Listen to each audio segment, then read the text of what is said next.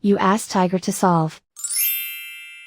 This deals with linear equations with one unknown. The final result is x equals 4. Let's solve it step by step. Group all constants on the right side of the equation. Add 14 to both sides. Simplify the arithmetic.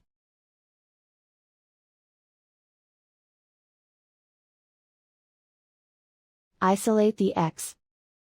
Divide both sides by 5. Simplify the fraction.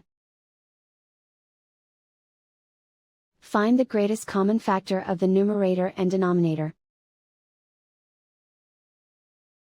Factor out and cancel the greatest common factor. And so the final result is x equals 4.